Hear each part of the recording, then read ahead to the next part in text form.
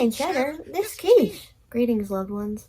Let's take a journey. It's nearing the end of 2024. This is usually the time I spend reflecting on my life choices, things I've done this year, things I haven't done this year, and things I want to do the next year. Just my life in general and everything that's ever happened to me. I'm an introspective lady, what can I say? I figured we could get old school and do sort of a get to know me tag thing. Kind of like a hybrid. I grew up on old YouTube, get to know me tags, boyfriend tags, which there's some things I can participate in and some things I can't. What would you do if when you okay, so he said yes would go?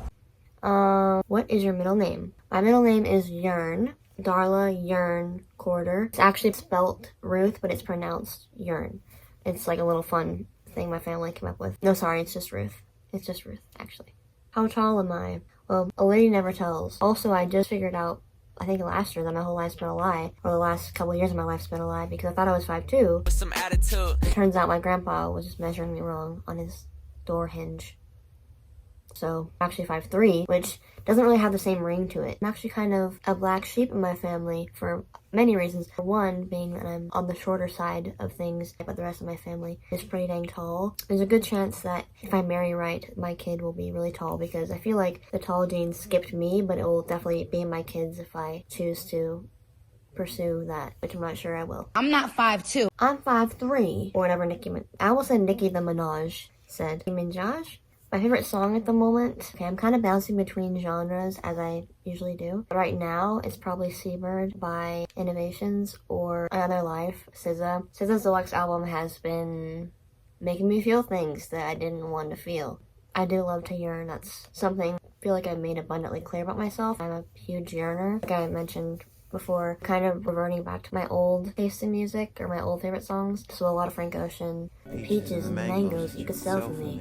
And Michael Jackson was my top artist this year. So what are some of your favorite shows? My favorite shows of all time, I'm gonna be generic, but The Office, you just had to be there. I've watched The Office through probably 5 or 6 times. One of those shows you can just throw on in the background. So timeless and funny. And a lot of people are big haters of it, which I don't understand. I feel like it's a hard show not to like, but I'll let you do what you want to do with your life, and I'll let you be miserable, I guess. I don't know. Another one, I really love the show Catfish. Neve and Max are 2 of the only men I like in life. 2 men I would trust.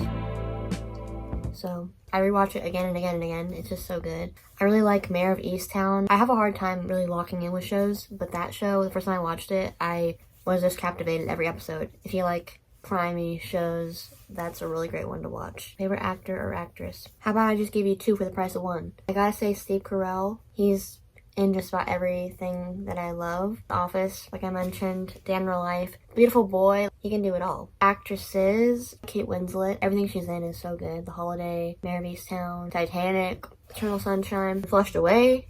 Some of you guys forget she's in Flushed Away as well. She's got range. My favorite animal, my instinct is to say monkey, but I don't think I'd want a pet monkey. I kind of think of it in terms of what I would want as a pet. I really love dogs. I love my cats, but in terms of animals I can't have as a pet, like an elephant. I think elephants are so cute. I know that they like humans, and I think I would love to ride one day. Monkeys I do love, and based on my engagement with my reels and my algorithm, you would think that they're my favorite animal, and they are one of my favorite animals, but I am actually kind of afraid of them because I've seen what they can do to faces and noses, etc., and I don't like that. But I know one day we'll all be friends, and it'll be a really beautiful thing. In the meanwhile, stop putting them in clothes, chains on their necks. I hate to see that. They're not meant to perform for us. This is probably the question I need to answer the least, but it's my favorite color. Definitely changed a bit through different seasons and phases in my life, but consistently it's been red and blue.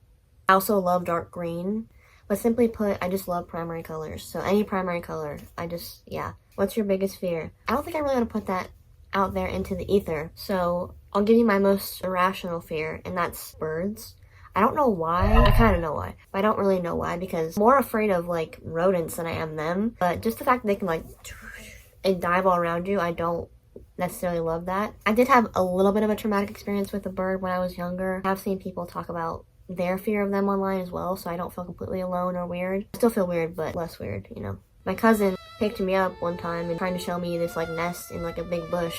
Just as I was peeking over, the mama bird dive bombed me, and I don't know if it made contact or what. It just might have spooked the bejesus out of me. They get up in your grill. I would say it's more irrational because I'm not deathly afraid of them. Maybe it's a generational fear. It might have been passed down. Maybe one of my ancestors really did not mess with birds and it got sent down to me. I don't know. This is a pretty crazy one. Rate your childhood 1 to 10. I think about my childhood a lot, the parts of it that I can remember anyway. I always come back to the consensus that it was a good childhood because I had everything I ever wanted. A mom that loved me so much, freedom to be creative and express myself. That I think is what makes a person truly rich, is having love that's unconditional. I have a mom that, you know, took us to Disneyland, and my grandma who's my best friend, and all my cousins who I love, and I don't get to see a lot anymore, but I love them all. I look back and there's not anything that I would change. I had a lot of good friends and people who made me happy and allowed me to boss them around and direct them and record them and make them record me. I just look back on it pretty fondly. I mean, there's parts of it that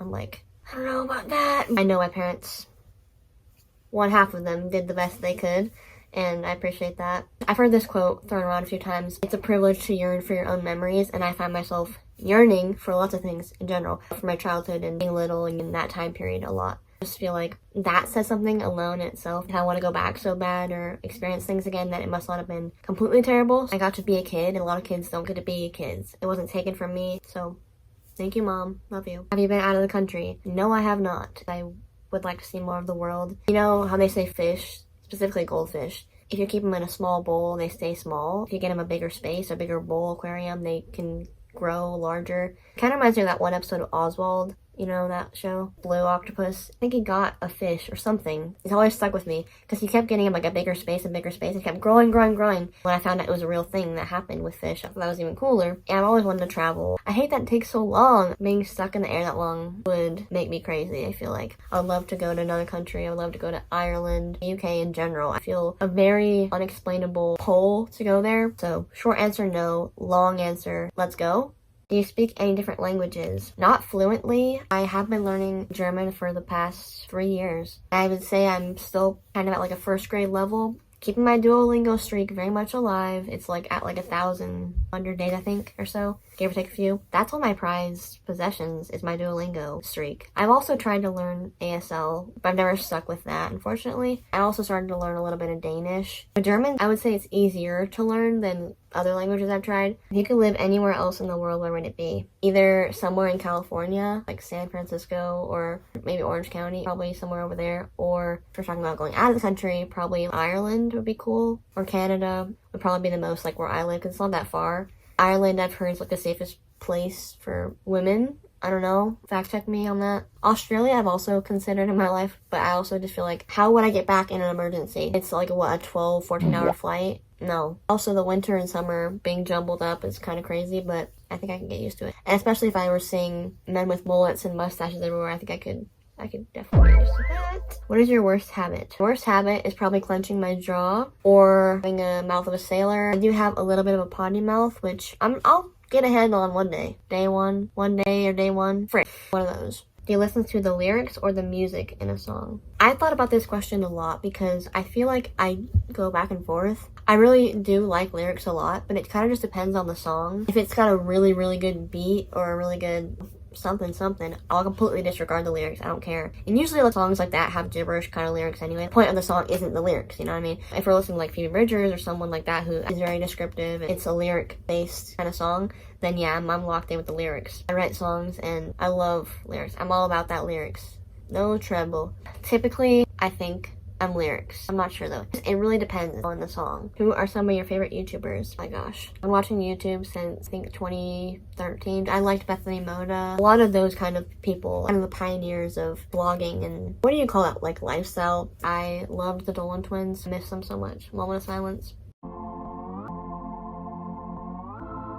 As like 2015, 2016, 2017 hit, I got more into like commentary YouTube. Cody Ko, Noel Miller, Danny Gonzalez, Drew, Curtis Connor, people of that nature. Recently it's been Slushy Noobs and Out of Character. They are on a break right now, which is heartbreaking to me. I went kind of a while without watching YouTube. Once in a while I turn it on and watch whatever's on my recommended, like a SpongeBob Skin Theory or like one of those like criminal investigation interrogation things. But then started watching Slushy Noobs, and ever since then it's been exclusively them pretty much. I really just don't have much interest in other YouTubers. What are your top 5 favorite movies? Okay, Letterboxd, let's go. I actually have been recently using Letterboxd a lot. Top 5, Dan in real life, surfs up. So I married an axe murderer. She's the man. I'm gonna say 50 First Dates. That's 5. Dang, I want to keep going though. Top 10. Is that hard though? It's kind of hard. The Village, M. Night Shyamalan, any M. Night Shyamalan movie. Fantastic Mr. Fox. Us, Jordan Peele, Juno, The Holiday. There's probably something I'm forgetting that's gonna make me want to rip my hair out when I'm editing this later. But 10, 10, 10. You know what? I'm gonna hold space for Michael Jackson biopics. I have a lot of faith in that. So maybe we'll hold space for the 10th one. And all the other ones that I forgot that aren't gonna be blaringly obvious to me later that I'm forgetting. Which celebrity do you think you would get along with most, having never met them? Dead or alive? I'm gonna say dead, Princess Diana, because we're both INFPs, and I feel like she would be a motherly, grandmotherly figure to me. I don't know, she'd just be a fun girlfriend to have, I feel like. Kid Cudi. If I feel like someone has been through similar things as me, or has that depth to them, or is an INFP, I automatically feel drawn to them. What are 5 things you cannot live without? Easy. Aquaphor, my family, my Birkenstocks, my headphones, and honestly, controversial, but reels. I love to watch reels with my little sister. Screenplay them on the TV. Nothing really makes me as happy as that. And I'm still waiting for the day that something comes and fills whatever void that's currently filling for me. I know you're not judging me because I know you guys love reels too. It scratches an itch in my brain. Okay, moving on. Coffee or tea? I can count on one hand all the times I've ever even tried coffee in my life. It's just not for me. Never really given it a fair shot. But I also feel like it's kind of a good thing because everyone I know is reliant on it and they cannot live without it. And trust me, I have my own poisons picked. I'm not exempt from whatever gene that is, the addictive caffeine gene. But I would say tea because I do drink tea morning and night. I don't know, it just soothes me. So I've been seeing videos of people saying that it's less about the actual drink itself, but about it keeping you company. Exactly. So painfully true. If I could live anywhere, I always felt drawn to Canada of all places. I don't know why. I feel like a lot of good things come from there. Justin Bieber, Michael Cera, Nathan Fielder. Ireland also calls to me every day, kind of whispers into my heart. You do not want to know what it says. Are you allergic to anything? I'm not allergic to anything that I know of. No trees, no bees, no cats, PB. I have a lot of friends and people I know that have peanut allergies, other intolerance of things, but to that I'd say, just try it. I love peanut butter, man. I cannot live without peanut butter. I don't know how you guys do that. Peanut butter jelly. Peanut butter jelly. Peanut butter jelly with a baseball bat. Last thing I bought was a new planner for 2025, which is when you'll probably be seeing this. So if you could let me know how things are looking in 2025 so far, how it's going, so I can have an idea if I want to participate, that'd be lovely. I mean, I still got some time here in the past. It's currently December, so there's still time for me to... So let me know. Can you cook? Next question. My current favorite TikTok. This is kind of like a couple weeks old, but I think it's probably one of the most perfect things I've ever seen in my life. If you're a Casey Musgraves fan like I am, you'll appreciate this. If not, what are you doing?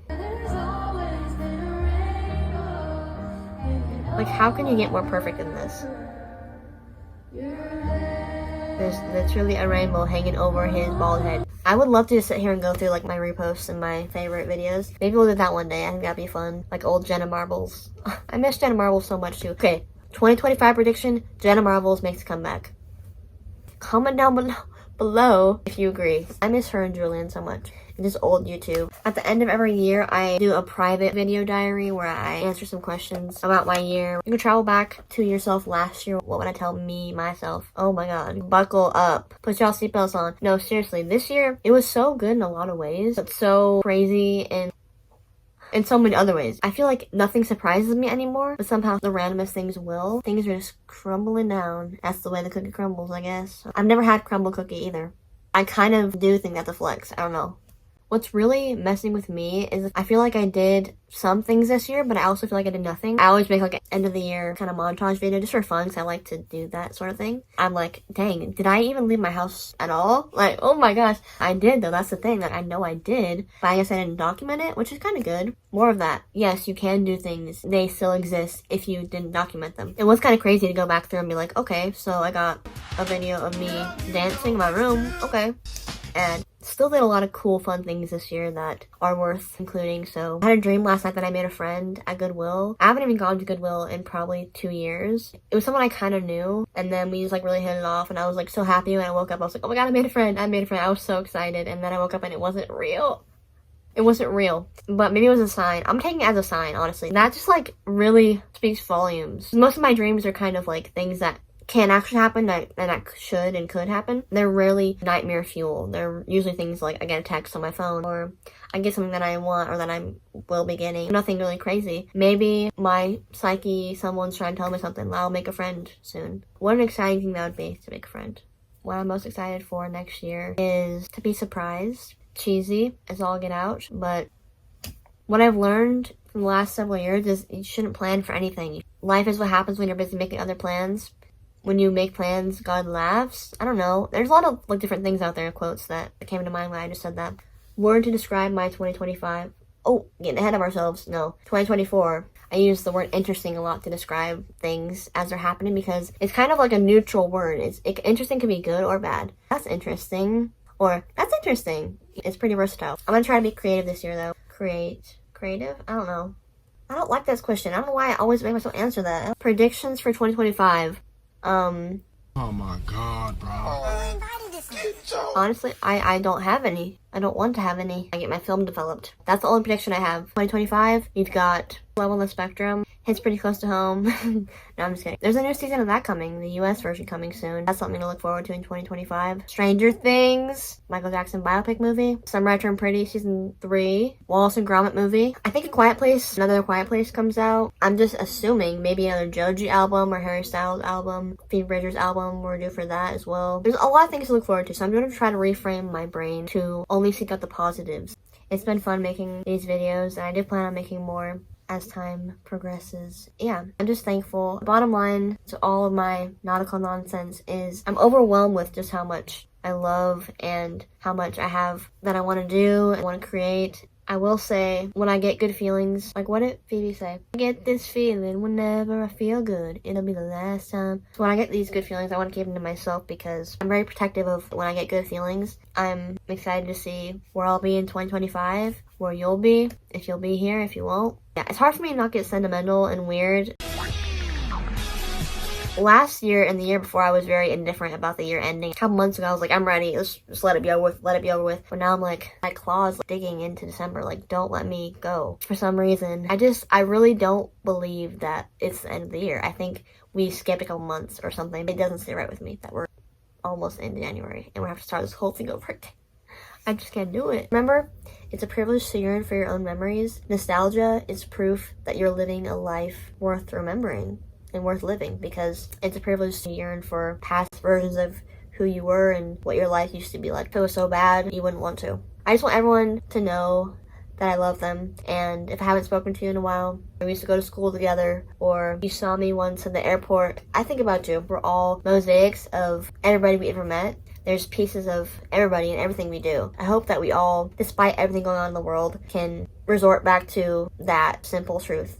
Everything's gonna be okay. Everything's gonna be fine. Someone said our bones inside of us are the same ones we had when we were little and like as we're babies. Sometimes people just say the simplest things online and I am like, oh, like, wow, that is groundbreaking. But it is for some reason, I don't know why. It's like when I was 11 and saw that Tumblr post that was like, our hearts are wild creatures, that's why I ripped our cages. I was like, oh my gosh, literally. I was so moved by that for some reason. I don't know why. I was 11. Simple things like that just make me think about things. I'm like, wow.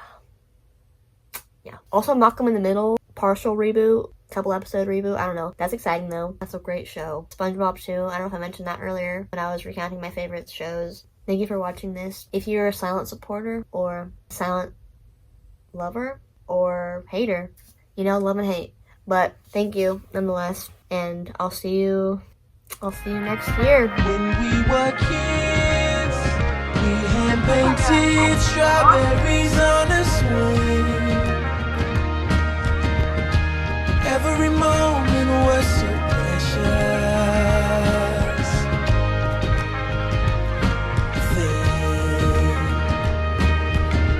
But you should know, you should hear that I have loved the good times here, and I will miss our good times here. Spaceships are lifting off of a dying world, millions are left behind while the sky burns. There wasn't room for you and I, only you. back.